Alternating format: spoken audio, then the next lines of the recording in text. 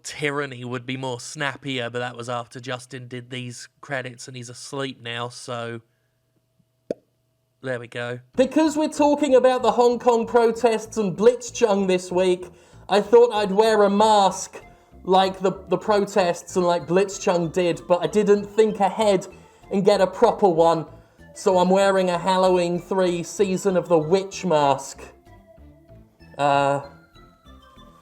Big up democracy.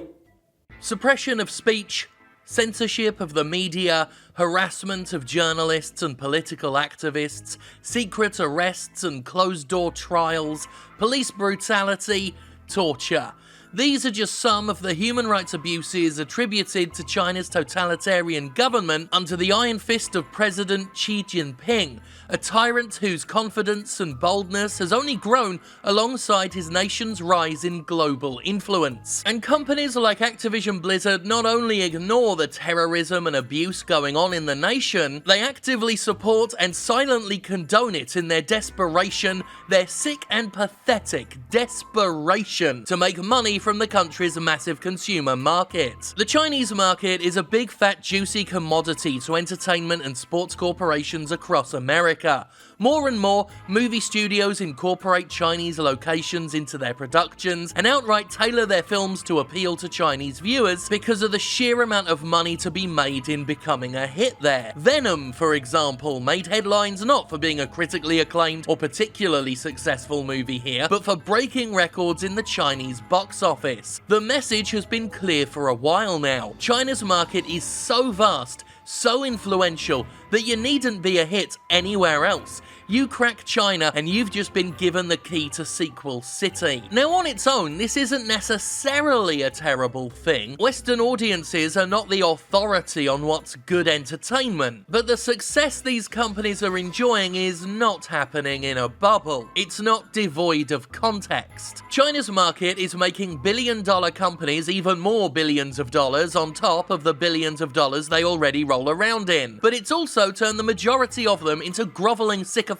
cowards who can't do something as simple as, condemn human rights abuses, or even allow their audiences to do the same. The NBA recently came under fire for pandering to China after Houston Rockets general manager Daryl Morey shared a now-deleted tweet in support of Hong Kong's protests against China's authoritarian government. The NBA, which has invested millions in China and credits 10% of its revenue to the country, tripped over itself to appease the despotic regime, criticising Morey for regrettably offending people. They would walk that back somewhat a day later, reaffirming a commitment to free speech, but the damage had been done on both fronts. The NBA sparked outrage in America for its initial response, and it has seen every Chinese sponsor suspend ties in the overall fallout. Of particular note and interest, Tencent Sports joined in on the threats and punishments over a single tweet supporting democracy, suspending live streaming and reporting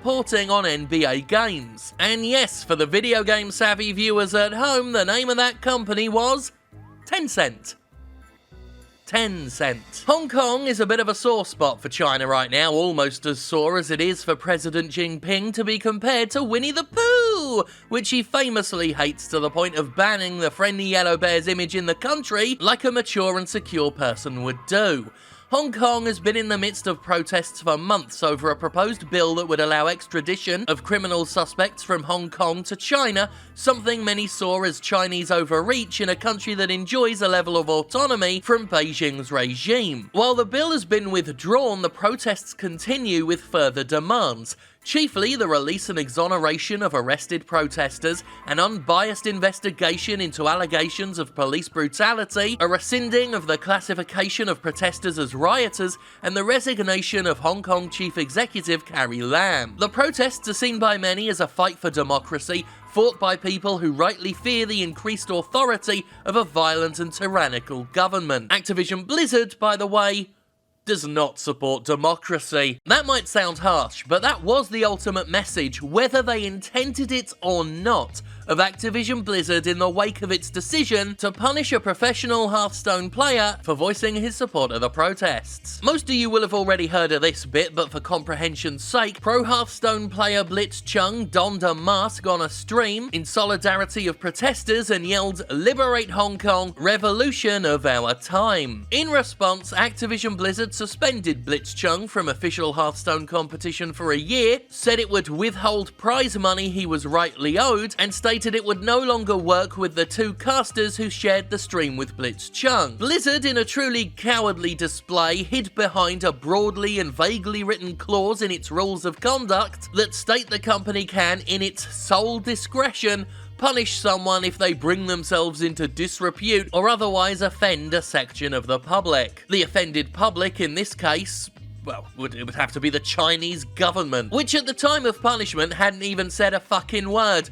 Blizzard merely panicked in its miserable bid to avoid upsetting anyone who might threaten its lucrative money-making opportunities in the sector. The company would, after days of silence, reduce the punishment to try and get the heat off itself, but we'll get to the company's bullshit statement on the matter a little later. In the wake of Blitzchung's punishment, the company has quite fucking rightly earned itself a hailstorm of criticism and added protest. They deserve this criticism because Activision Blizzard, in no uncertain terms, is run by craven bootlicking worms who have literally sold out human rights and human dignity, much less their own dignity, joining a shameful collective of corporations that are emboldening Jinping's rule. Activision Blizzard chose tyranny. By hiding behind rules and clauses, they've tried to remain apolitical, but that's not how this fucking works, Blizzard.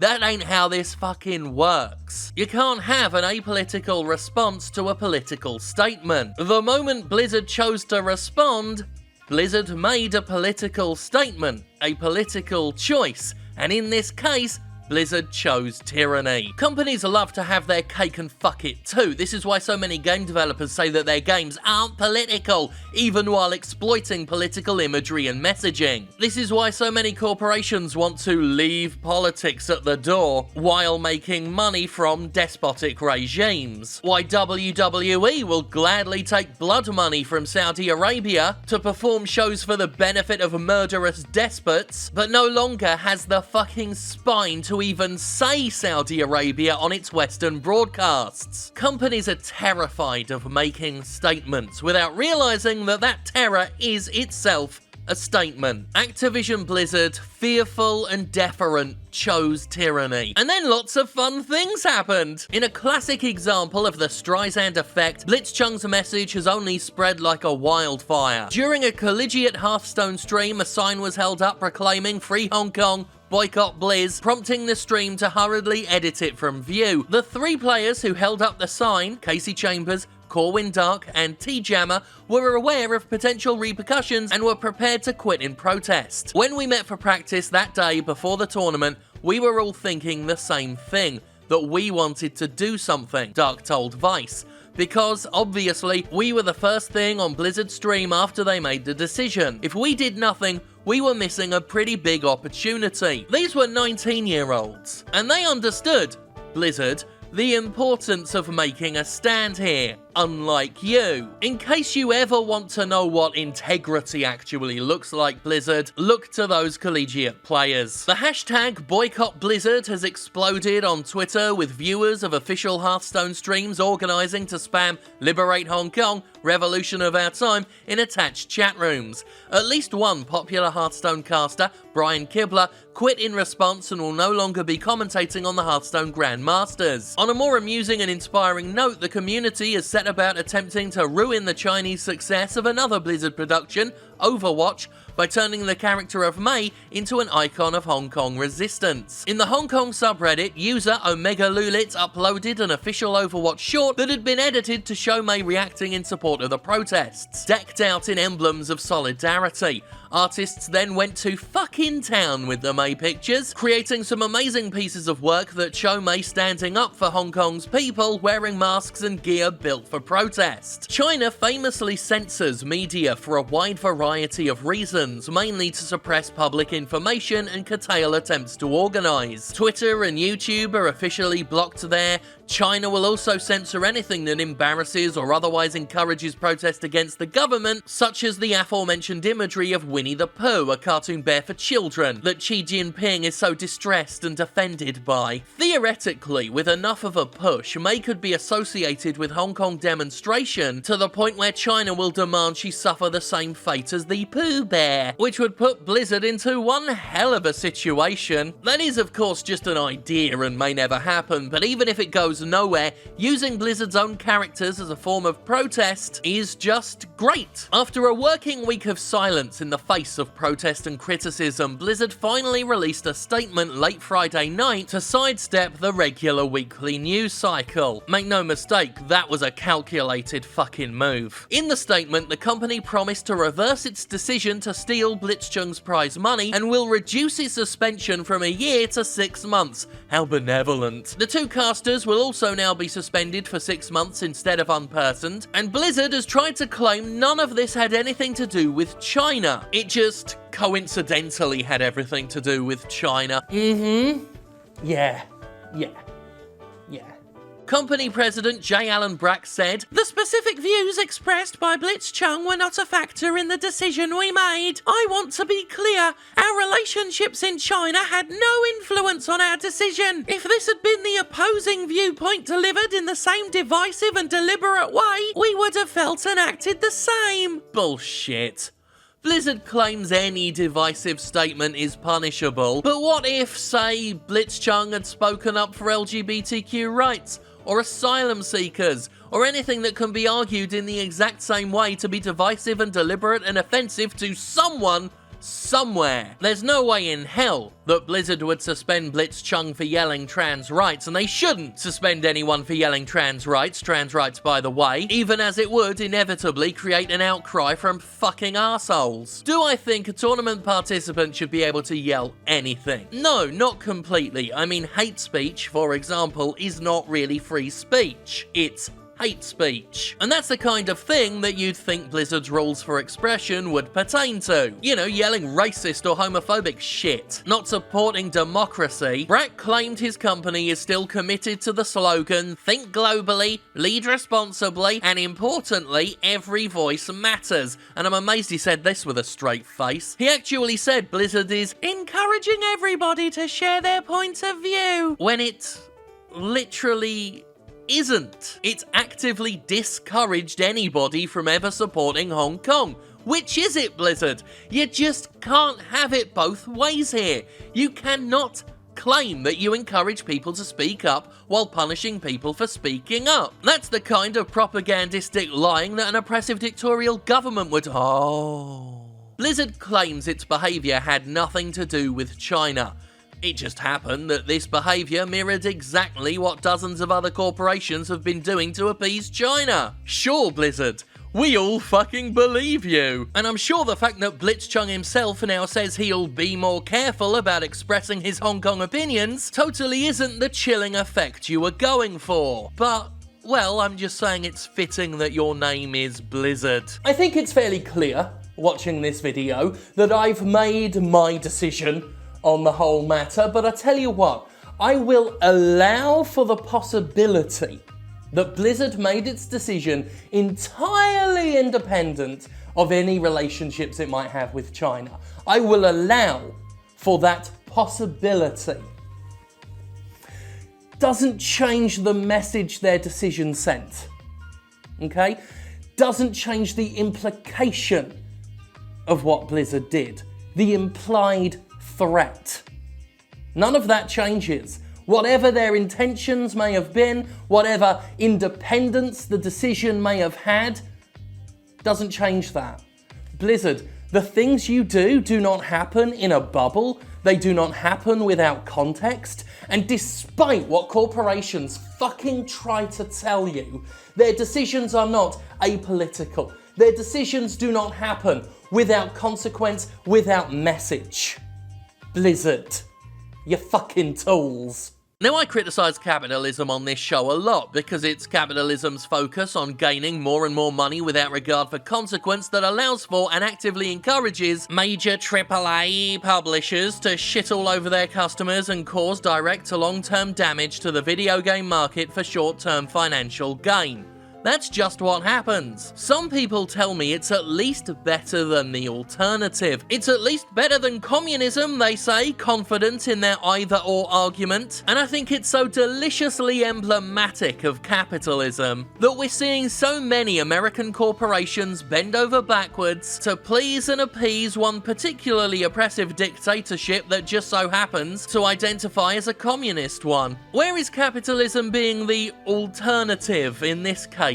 Exactly. There are no ideals in corporate capitalism. There are no standards, no beliefs, no regard for humanity. But there is certainly censorship. Actual, proper, full-on censorship. Not like a game journalist criticising something once, but actual cases of organisations with money and power suppressing speech to placate a government. Disney, for example, forbids any mention of Chinese politics on ESPN, allowing criticism of Daryl Morey, but disallowing mention of what the criticism's actually fucking about. Cathay Pacific fired employees for Facebook posts supporting the protests. TikTok is censoring references to Tibetan independence and Tiananmen Square. Marriott fucking fired an employee for, in their words, wrongfully liking a tweet from a Tibetan group. Wrongfully liking. Fuck you and your wrong likes. A large number of corporations are removing and apologizing for any references on their platforms that even vaguely portray Taiwan as anything other than a dependent of China,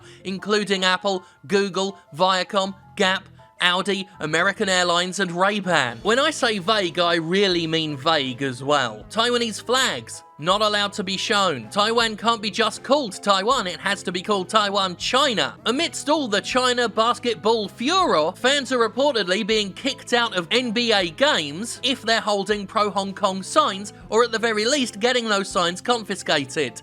Not in China, in America!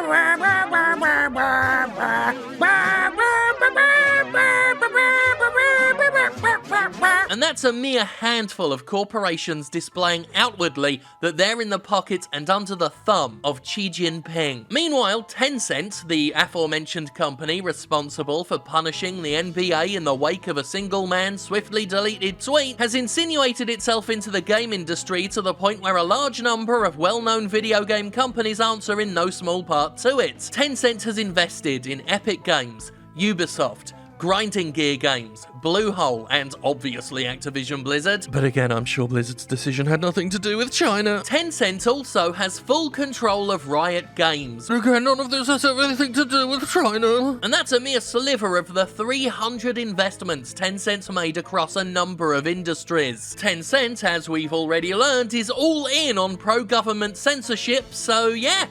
Look forward to more of this bullshit. Some have defended the behaviour of Activision Blizzard and the vast gaggle of pro-censorship, pro-fascist companies joining them in their greed. The market they're trying to crack is worth billions, I'm told. They have to make as much money as possible, I'm told. They have no choice but to bend the knee if they want to be a thriving business, I'm told. But this isn't just business. As I said earlier, whether they intend to make these statements or not, these companies are making statements. And the statement is, they will tongue arsehole. They will tongue dictatorial arsehole to make more money. And with their tongues so firmly up Xi Jinping's arsehole, they're in a prime position to do what I think they should be doing. Eating poo! There's this one person who's been haranguing me on Twitter all week about this. I've blocked them, but I'm pretty sure they're watching this. Hello, weirdo. They've been calling me racist all week because I criticised the totalitarian Chinese government. Apparently, you can't do that. Apparently, you can't side with the Hong Kong protesters on this one. And apparently, you can't criticise the corporate cowardice that's been on display in America. So, yeah, all right. Whatever you say, mate. Fucking hell.